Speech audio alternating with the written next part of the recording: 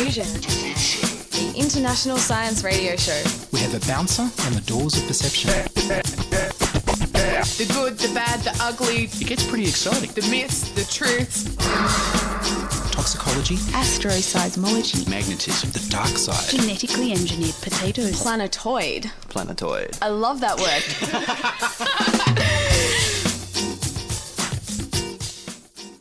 Hello and welcome to Diffusion. Sit back and relax while we inject weird and wonderful science directly into your genes. I'm Ian Woolf. On this edition, Nathan Waters talks about creating a better world with Peerism. But first up, here's the news about adaptive lenses.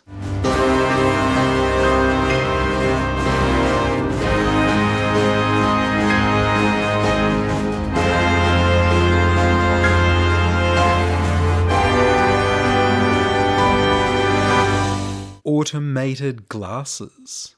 A team at the University of Utah has created smart glasses with liquid-based lenses that can automatically adjust to focus on what you're looking at, whether it's far away or close up. 60% of people need vision correction, and everybody suffers from presbyopia as they start aging over the age of 40. The lens in your eye becomes less flexible, and your vision will need correction. People often have to take off their distance glasses to see things close up, and vice versa, unless they use multifocal glasses. Multifocal glasses have narrow limitations on where you can look to see clearly. So for example, the lower part of the glasses are dedicated to close-up vision, which means you can't clearly see the stairs you're walking down. These new glasses promise vision that's always clear. The new lenses are made from a membrane that holds glycerin, a clear viscous liquid. The back of the membrane is moved by a piezoelectrically controlled piston that pushes the membrane forwards or backwards to change the curvature of the lens. Changing the shape of the lens changes the focus. The frames hold the electronics and battery to power and control the piezoelectric actuator that pushes on the lens. Over your nose in the bridge of the frames is a sensor that measures the distance between the glasses and the nearest object in a straight line, using pulses of infrared light. The lenses can change focus from one object to another in 14 milliseconds. The battery in the frames is designed to last more than 24 hours on a single charge. The first time you use the glasses, you calibrate them with your prescription by using a special phone app that talks to the glasses using Bluetooth. The glasses were demonstrated this year at the Consumer Electronics Show CES in Las Vegas. The company Sharper Eyes has been started to commercialise the glasses.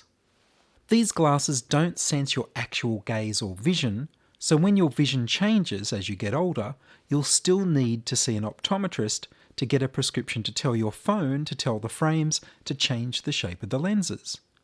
But you theoretically won't need new glasses.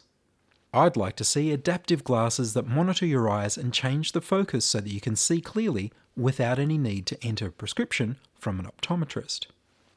And all adaptive glasses should have a zoom function.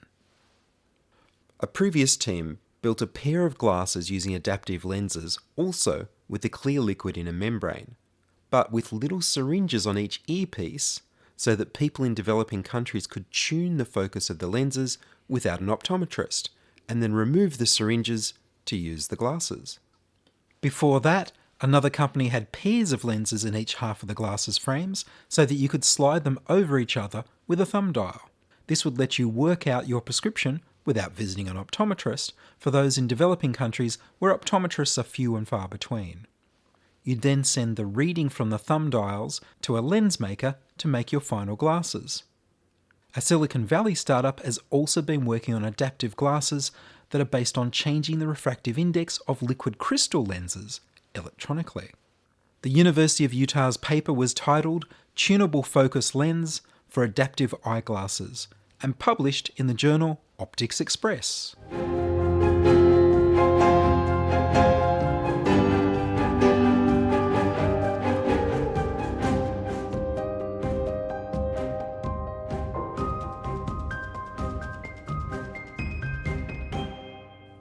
You're listening to Ian Woolf on Diffusion Science Radio. Send emails to science@diffusionradio.com. We're brought to you across Australia on the Community Radio Network and podcast over the internet on www.diffusionradio.com. And next up, entrepreneur and futurist Nathan Waters explains how to build a better society through an economy focused on connecting people's skills with tasks where they are needed. Nathan is the founder of Peerism, a blockchain-based project to build this new economy. He visited my home studio, and I began by asking him, Peerism, what does that mean? Well, Peerism has a lot of moving parts. So everyone kind of wants to build a post-capitalist system. You know, every man and his dog has a new economy plan, a new proposal. And so it really comes back down to, where do you start? What's the very first thing in order to transition to a better world? I mean, you've got things like the Venus Project, and you've got all these massive utopian idealistic visions, but very rarely do they ever have a first step. You know, where do we start? What do we have right like today? And then where do we go to next? So with Peerism, it's really about focusing entirely on income and jobs. I mean, the average person, they don't really care too much about all the economic ideologies and philosophies and political ideologies and philosophies and all of that. They just care about, how do I make an income? How do I find purpose to provide for myself and my family and better my life? Which is a little bit individualistic. I mean, we should be a much more cooperative, collaborative society, but I mean, that's what we live in. So Peerism is really about focusing on, how do we provide a parallel economic system that can give people income and purpose, particularly with the rise of automation taking away that income and purpose.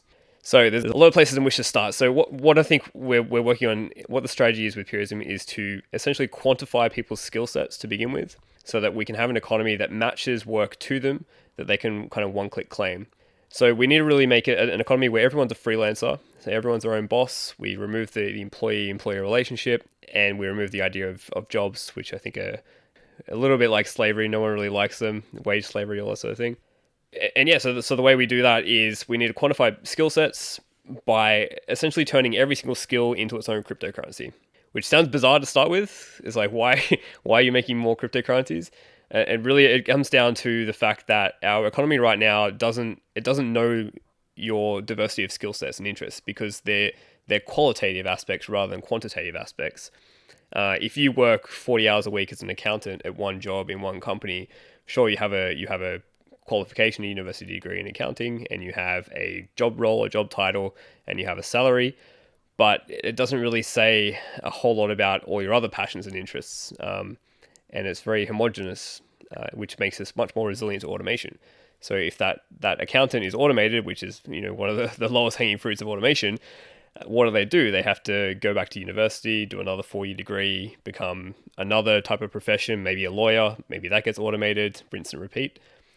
So instead, how do we create an economy where our diversity of skill sets are quantified and ranked in such a way that any task that comes into the system, into the economy, can automatically be routed to the right person at the right time? So instead of trying to distribute resources the way the economy has sort of traditionally been planned, or if you believe in the free market, has sorted out resources to where they need to go, you're looking at human resources going where they need to go. Yeah, definitely. So it's all about building a peer-to-peer economy with no top-down control, no top-down centralization or hierarchies or top-down coordination. It's really about building a peer-to-peer economy, a peer-to-peer marketplace where skills and tasks are connected. So tasks come into the economy from any platform on this decentralized protocol. They're then automatically matched to the right person who can get that job done. No middleman, just an automated system in the middle that's built on the blockchain. So how do people afford to put tasks out that will collect the people with the right skills to do that task? So to begin with, it'll operate much like any freelancer network or work platform, or like Upwork and things like this.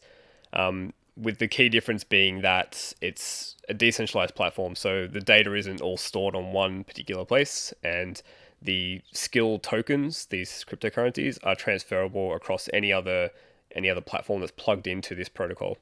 So to begin with, some of the jobs will be paid tasks. Most of the network will be more of a kind of like peer-to-peer education system, a bit like a social network.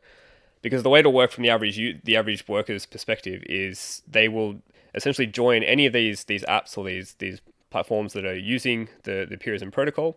They'll then follow their interests and their skills, these communities, a bit like subreddits, or they'll create their own ones. So for example, if you're really good at, creating logos, design, marketing, but maybe also some photography, and maybe you might be interested in 3D printing as well, you would follow all of those communities, and you'd start off at level 0 like everyone else, but then it becomes like a role-playing game, like a jobs RPG I used to call it, where you level up by earning those tokens for engaging in those communities, and you end up with essentially like a ranking of all your different skill sets with actual quantities, actual numbers attached to them. So you might have, 9,000 logo tokens, 5,000 3D printing tokens, 2,000 photography tokens, etc. And so what can happen then is anyone who needs a task, whether they're willing to pay for it or not, they would put that task request out, and if they want to match it to a higher level person, they have to pay more. So it's really about encouraging people to pay more to match themselves to higher skilled people, rather than the current issues of sites like Freelance and Upwork, where it's a bidding war to the bottom. So that there would be no bidding in this system. It essentially matches you directly to the person who can get the task done. So I'm still not clear where you get the money from if you want a task done. So you're earning cryptocurrency when you do a task, when you use your skills, and your skill level goes up so that you can earn more next time, ultimately. So do you have to use the money, do you have to use the cryptocurrency, the money that you've earned through doing tasks, to commission tasks? Is that how it works? So all the cryptocurrencies are floating, they will be floating cryptocurrencies, meaning that they'll have their own value, just like Bitcoin and Ethereum. They're floating against the US dollar, and you can convert them between either like through exchanges through to any other currency you want. So for example, the logo skill currency would be its own floating cryptocurrency. So as an example, if the logo tokens are currently worth 5 Australian cents, and someone puts through a task for 50 Australian dollars, then essentially that equates to 1,000 logo tokens.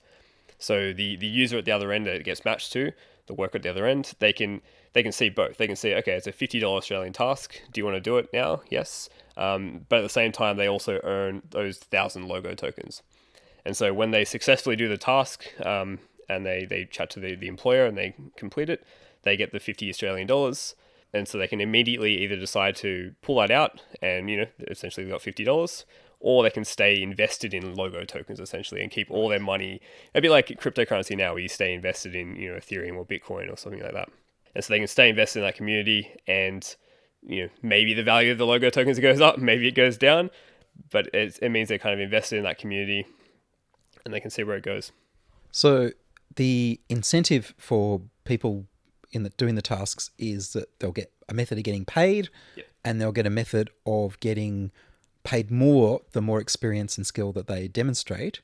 So what's the incentive for employers who aren't already in the system to join the system, seeing as at the moment they've got all the power, they can fire you, and they've got a para relationship with their employees? What do they get out of it? That's a good question. So this whole idea is really based on really flipping the two-sided marketplace so that the focus of the business model is really on the worker and not the employer. Because you look at all these other platforms out there, these gig economy platforms, they pay extremely little. I saw a report come out today saying that 85% of the workers are earning less than $500 a month. So they're clearly not the model they're working on now is not going to create a new economy. It's just a purely side gig thing. So what you need to do is a few things. Remove the bidding process to the bottom. So have a system where it matches to the right user. They can one-click claim it. And then have a system where the more people are willing to pay, the higher they get matched to someone with those skills. And so, definitely in the beginning, it probably doesn't align to most of the traditional outsourcing type mentality where, a typical employer at a corporation wants to outsource to the lowest, cost, usually in third world countries. That's probably won't work in this system, which is why it's going to end up being quite a different type of model and type of economy. Because I think the majority of the use case on the platform, on this economy, will be users learning from each other and growing these communities. And that's why the cryptocurrency concept is really good, because you can use that to incentivize behaviors you want in the beginning, particularly when you're trying to get that ball rolling and that virality of a community. So someone can come along, create a community from scratch, start at level 0. They can build a community and then learn from each other, build it into this kind of little microeconomy where, they've got the tokens have gone from being worth nothing to maybe, 5 cents, 10 cents, $1, $10, $20. And as it grows, that kind of empowers that community to help each other essentially, but then also build up their skill sets to the point where they kind of have this like big network effect where employers will want to hire, from them because that's where all the skills are. And you can actually quantifiably see, a ranking of all the skill sets within that micro community. So it sounds like there's a really big role for human resources people to be able to correctly help you identify the skills that you should be getting identified in the system. Yeah. So one of the challenges we're trying to work out is how do you essentially do like a proof of skill in a decentralized system. It's a big open source collaborative project, and we've got a lot of people working to help make this thing a reality, and there's still a lot of challenges. So one of the big challenges is how do you take something that's very qualitative?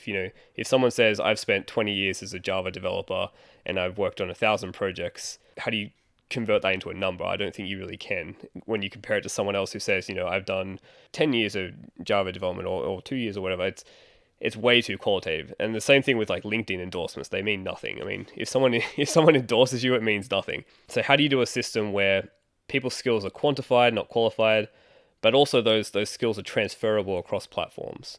So one of the other problems with our entire education system right now is that your qualifications and your badges are not transferable or recognized across different countries and across different platforms. If you earn a doctorate degree in India, it's not recognized in Australia or the US. If you earn a badge on Khan Academy, it's not recognized on Udemy or any of those things. So we have to do a cryptocurrency-based model, which is decentralized, can be transferable, and where the number of tokens you've earned for that particular skill set is that kind of represents your skill level. So if you've earned 9,000 3D printing tokens for doing tasks for people over the years, then that's your level, and then that's how we can compare you against other users. So how is this different from economic? I can see that employer-wise it's different, yeah.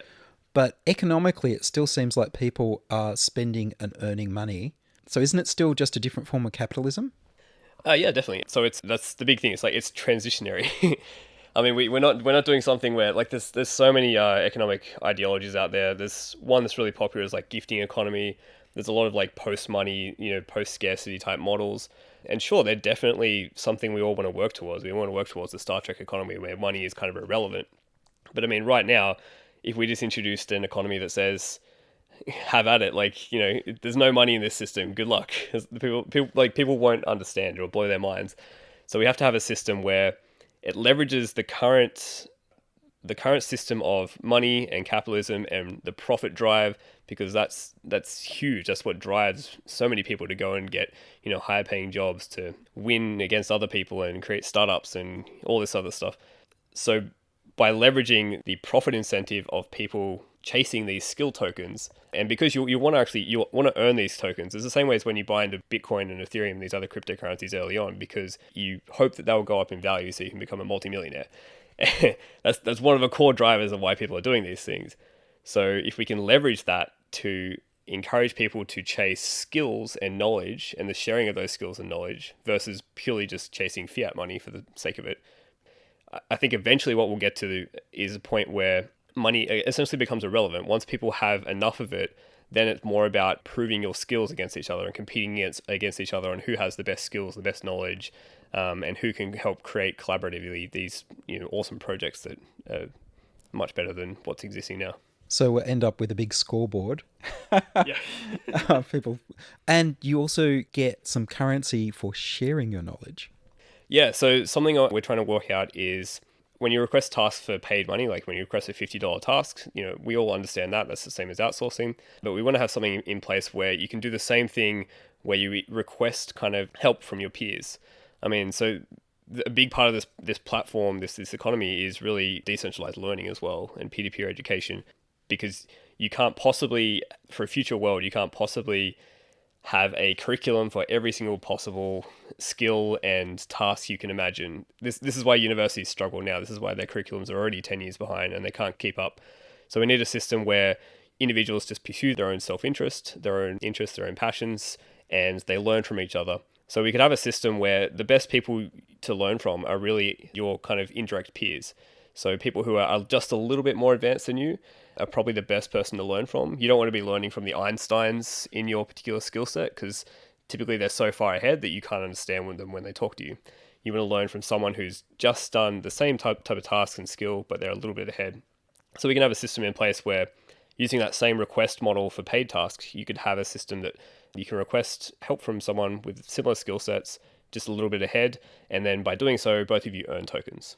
So what's your pitch to people that are politically opposed to any changes to the current system? They like being in charge, they like getting wealthier and wealthier, and everyone else not. So how do you pitch it to them so that they support you? Because after all, if you're a startup, you need investment capital. Yeah. So I always try to avoid politics with talking about Peerism, but because it always goes into so many different unexpected tangents. But at the same time, it is like, if you're trying to create a new economy, there is lots of political aspects involved. So so in Peerism itself, phase one is really all about quantifying people's skill sets. Phase two is then creating a bot marketplace that is commons owned, so nobody can own essentially the automations, the AI. And then the process of those bots solving tasks automatically as they come in gets shared out as a basic income. Politically, it's really hard to pin down what Peerism is. I've been calling it social decentralism, because that seems to be the nicest phrase that doesn't piss off anyone too much. Because there's definitely aspects of capitalism within Peerism. There's definitely aspects of communism, there's aspects of socialism, there's aspects of libertarianism, and there's aspects of anarchism. Like, it's everything. You could pick a little bit from everything and it all mashes into this one system, because it's leveraging people's desire to make profit and leveraging that incentive to make profit. It's leveraging common ownership and, the means of production. It's leveraging the fact that in this system there are no top-down hierarchies, there are no corporations, there is no centralized institutions like governments or educational institutions, and there is a social aspect to it as well, because you need to have almost like a social protection floor built in, so that people aren't just competing for scraps. There needs to be some type of decentralized basic income built into this system, and that's the plan. So I think one of the big things that we're really basing this whole concept on is that automation is going to run away quicker than people expect. You look at the pace and progress of AI and robotics and general automation in general, and I think we're definitely going to hit a point where jobs that will be replaced far faster than new ones are created, particularly white-collar jobs, which are always purported as being the safe jobs. When we talk about automation, we always think, the factory workers will be the first to go. I actually think the first to go will probably be white-collar workers. If you're in front of a computer screen for most of the day, all you need to do is have a general-purpose AI that watches what you do on the screen all day and just learns from millions of people doing the same thing and can completely automate your job out of existence. And so what we're really betting on is this will be the catalyst for change. So there'll be a brief moment of time very soon, within probably, within a decade, around a decade, where jobs will start being automated so quickly that it'll create civil unrest and kind of social unrest globally. And then there'll be a short window of time between when that happens and starts snowballing and when governments finally cave and introduce a basic income. And a basic income will be great. I think it'll be revolutionary for humanity. My big issue with it, a basic income issued by a central government, is that it creates the potential for future political leaders to manipulate the entire population and control the entire population, because all they need to do is lower or raise the basic income to control the overwhelming majority of the civilization. So we need a decentralized basic income, but how do we pay for it? We need to basically control and own the automation, the AI, collectively, and share that wealth. And so there's only going to be a brief window of time within which I think we can do that, and that's really the catalyst for change to this new economic system. Well, there's a lot more to talk about with basic income some other time, but Nathan Walters, thank you very much. Awesome, thanks for having me. That was Nathan Waters talking about creating a new economy with Peerism using blockchains. Nathan is also the founder of Sid Ethereum, a monthly Ethereum meetup, and previously Hackathon, which is one of Australia's largest hackathon competitions. You can find Nathan on YouTube, on Futawe, or the Hive 45 channel. And that's all from us this week on Diffusion. Would you like to hear your own voice on radio? record a voice memo on your phone or use the voicemail tab on the website. We need more people contributing stories to Diffusion. Send me your contributions, opinions, helpful suggestions and donations to science@diffusionradio.com. That's science@diffusionradio.com, and please do send me an email so I know you're listening and you'd like to hear more episodes. Please like the Diffusion Science Radio page on Facebook and rate the show on iTunes. Tell your friends. Follow me on Twitter @Ian Woolf. Support the show at patreon.com/diffusionradio. And a big thanks to the people who have become my patrons. The news music was Rynos theme by Kevin MacLeod of Incompetech.com. Checking production was Charles Willock. I produce Diffusion, which is broadcast around Australia to 27 stations on the Community Radio Network, including 2RBM in the Blue Mountains of New South Wales, 8CCC in Alice Springs and Tennant Creek, 2MVR in Nambucca Valley, and 3MBR in the Mallee Border districts of Victoria and South Australia. Diffusion is syndicated globally on the National Science Foundation's Science 360 internet radio station and also on astronomy.fm. Subscribe to the podcast on the Diffusion website, www.diffusionradio.com. That's www.diffusionradio.com, and check the website for links, photos and videos about this week's show. If you enjoyed the show, you can explore more than 900 previous episodes archived on diffusionradio.com, where the shows are labelled by keywords so you can focus in on the stories you want to hear. Subscribe to the Diffusion YouTube channel at youtube.com/c/diffusionradio. I'm Ian Woolf. Join us inside your audio device of choice for more science wondering next week on Diffusion Science Radio.